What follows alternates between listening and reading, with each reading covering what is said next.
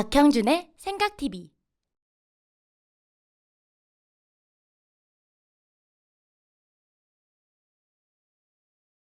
네, 안녕하십니까.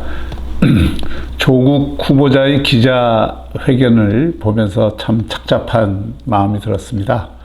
이 정권에서는 전례 없는 일이 참 많이 일어나는구나, 이런 생각이 들더군요. 인사청문회가 무산된 자리에 후보자가 국회에 들어와서 여당의 주선으로, 그것도 여당 원내 수석대변인이 사회를 보는 그런 기자회견을 한다.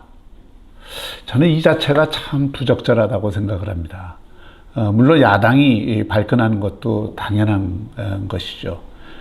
국회라는 곳은 사실 민의를 대변하는 것이고 국민들의 대표가 있는 자리입니다.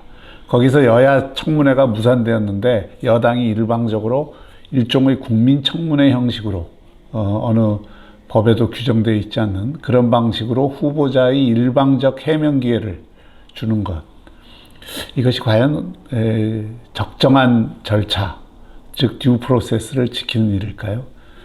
저는 그렇게 생각하지 않습니다.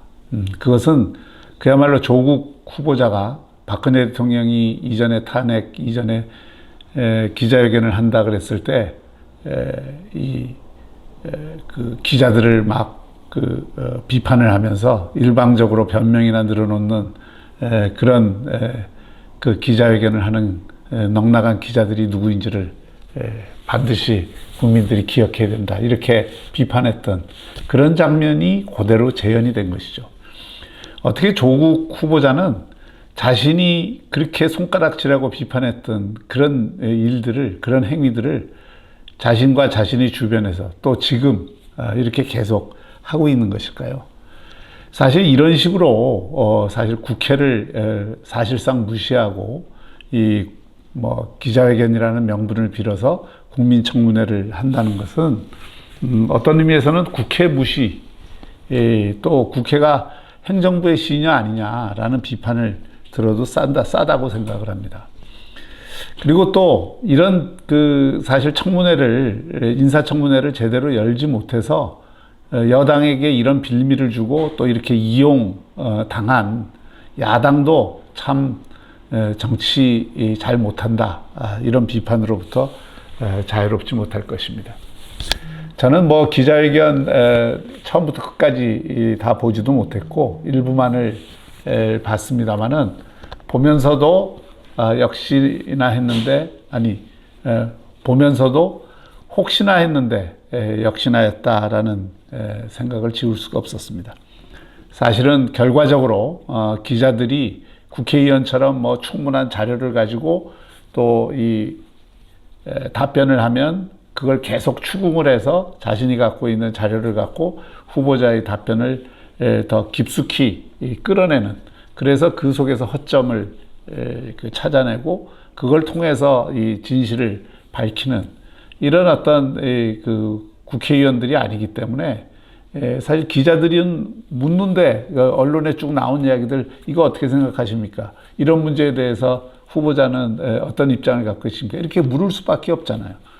비판을 할 수 있는 그 권한이 없지 않습니까? 또 자료를 갖고 있지도 않고 정확히 사실조사도 돼 있지 않고, 그러니 후보자 입장에서는 일방적으로 답변을 얼마든지 할 수 있고 또 이 변명을 할 수가 있습니다. 실제로 국민들이 가장 마음 아파했고 불편했던 사안들에 대해서 우리는 시원한 답변을 듣지 못했습니다. 대부분 내가 과문해서 제대로 알지 못했다, 그 사람들, 그 주변의 사람들 직접 연락하거나 만난 적 없다, 청탁한 적 없다, 또 불법이 아니다, 그리고 일부 가짜뉴스 때문에 우리 가족이 인권 침해를 당하고 있다, 이런 호소도 하고, 딱 사과한 것은 그 지점이죠. 제가 서민이 아니라서 귀족처럼 살아서 미안하다, 그건 도의적으로 제가 미안하게 생각한다, 이런 정도의 사과지, 실제로 문제의 핵심, 즉 조국 후보자가 말과 행동이 다르고 그리고 자신이 공격하고 남들에게 손가락질했던 그 행위들을 자신과 가족이 버젓이 한 데 대한 그 위선에 대한 국민들의 분노, 그런 것은 전혀 해소를 못했다고 생각합니다. 몇 가지 예를 들어보면, 사실 그 장학금 문제에 관해서, 환경대학원 장학금 문제에 관해서도 그 장학금 신청을 하지도 않았다. 그런데 장학금이 나왔더라. 그래서 누구 어떻게 됐는지 모르겠다. 이런 답변입니다. 장학금 신청도 하지 않았는데 장학금을 줬다면 그 장학금을 준 사람들은 누굴 보고 장학금을 줬을까요? 그 아버지를 보고 줬으리라는 것은 상식적으로 뻔한 일 아닙니까? 그러면 그런 어떤 그 장학금으로 인해서 장학금 신청을 하고도 못 받은 학생들이 있을 거 아니에요. 환경대학원 같은 경우에는 계속 다니지도 않았고 또 2학기 때는 그 휴학을 해버렸는데 장학금은 반환되지 않고 그냥 장학금 받고 갔습니다. 또 부산 의전에서 3년 동안 장학금을 주었던 그 교수는 부산 의전 내에서도 상당히 이미 정치적 성향이 알려진 분이고 조국 교수를 잘 알만한 위치에 있었던 사람인 것으로 확인이 되고 있습니다. 그런 분이 그냥 유급을 해서 격려하기 위해서 3년 동안 장학금을 줬을까요? 다 조국 교수 보고 준 것 아닌가요? 그런데 오히려 답변에서는 그분들한테 미안하다 이렇게 얘기를 해요. 또 논문의 제1저자라고 하는 것이 그 당시에는 대충 그 제1저자를 줄 수 있었다. 그 당시가 지금처럼 철저하지 않았다. 오히려 이렇게 빠져나가는데 그것은 더욱 이 의사들이나 병리학을 전공한 학자들을 붕괴하게 하는 것입니다. 제가 엊그제 전문의 한 분을 만났는데 이분이 대학에 있었던 분인데요. 10년 동안 이 전문의 대학에서 이 교수 생활도 하고 이렇게 했는데 제1저자로 등록된 논문은 딱 2개밖에 못 썼답니다. 의대 논문이나 이런 거는 길이가 길지 않는다 하더라도 반드시 실험을 거쳐야 되고 임상의 결과들을 반영을 해야 되기 때문에 그렇게 쉽게 쓸 수 있는 게 아니고요. 바로 조국 교수 자신이 그랬잖아요. 영문과 교수가 번역을 했다는 이유로 공동저자가 된다면 영문학과 교수는 수천 편 공동저자 될 수 있다면서요. 그걸 비판했지 않습니까? 논문 쓰는데 대학원 선생들이 얼마나 피땀 흘리는지 그걸 보면 눈물이 난다고 하지 않았습니까? 근데 그 사안과 이 사안을 비교할 때 딸이 열심히 해서 했다. 이런 것으로 계속 변호를 하려고 듭니다. 본질적으로. 이렇게 해서는 국민들의 이 문제에 대해서 갖는 근본적인 분노와 그리고 이 공분을 제대로 받아들였다고 볼 수가 없습니다. 역시 이 문제에 대해서도 겉으로는 부끄럽다 그러지만 실제로는 부끄러운 게 하나도 없는 것이죠. 수호지심을 느끼지 않는 것입니다. 또 공직자는 의도에 책임지는 것이 아니라 결과에 책임을 지는 것입니다.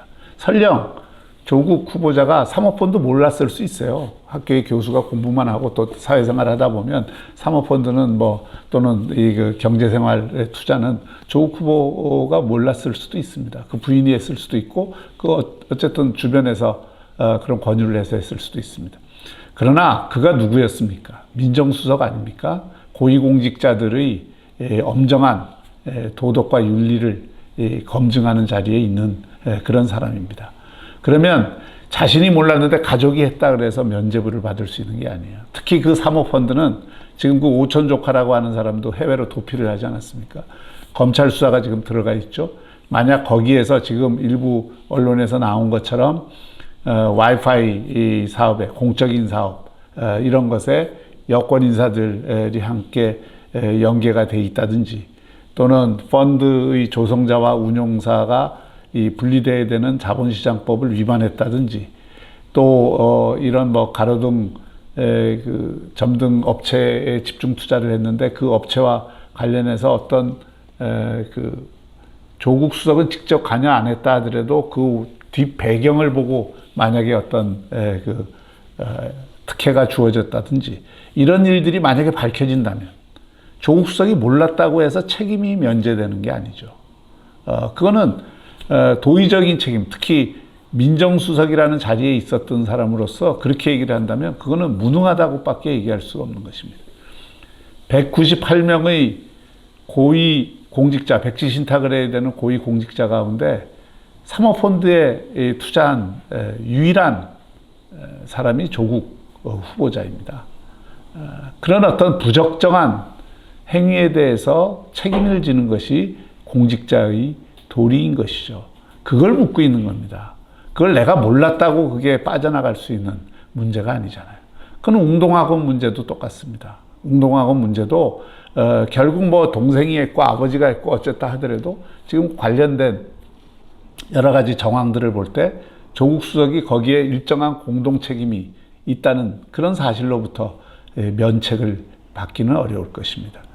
지금 아직 수사가 진행되는 사항들이 굉장히 많지만 다른 걸 다 떠나서 수사를 받는 법무부 장관, 이건 듣도 보도 못한 이야기죠. 법무부 장관은 그야말로 Minister of Justice, 정의의 사도입니다. 미스터 정의입니다. 그리고 그런 어떤 미스터 정의가 불법 혐의로 수사를 받고 있다는 것 자체가 부적절한 일이죠. 바로 조국 후보자가 이율곡 선생 말을 인용해서 그런 이야기를 하지 않았습니까? 자신에게 어떤 문제가 제기됐다고 한다면 공직자는 일단 그 자리에 물러나서 그 결과를 보는 것이 신하의 도리다 하는 율곡 선생 말을 인용하기까지 하지 않았습니까? 바로 그 자세를 지금 조국 후보자에게 국민들은 요구를 하고 있는 것입니다.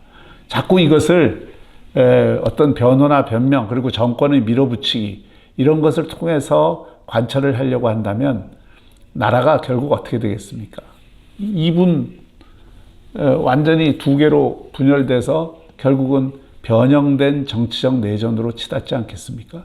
그 한가운데에 그 법무부 장관이 있다고 해서 또 법무부 장관을 조국 후보자가 안 한다고 해서 그 법무부 장관에 채울 인물이 없을까요? 그 검찰개혁과 그가 주장하는 그런 그 사법개혁이 그가 아니면 안 될까요? 우리나라에 그렇게 인물이 없습니까? 여권에 그렇게 인물이 없습니까? 그런 것들이 저는 다 오만의 산물이라고 생각합니다.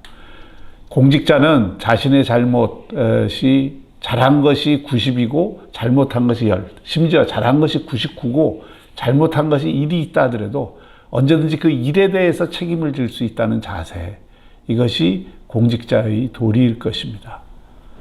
그 점을 유념을 해 주시기 바랍니다. 이 문제는 보수와 진보의 문제가 아닙니다. 양심과 염치의 문제라고 생각을 합니다. 감사합니다. 구독하기와 알림 설정으로 박형준 교수의 생각을 가장 먼저 확인해 보세요.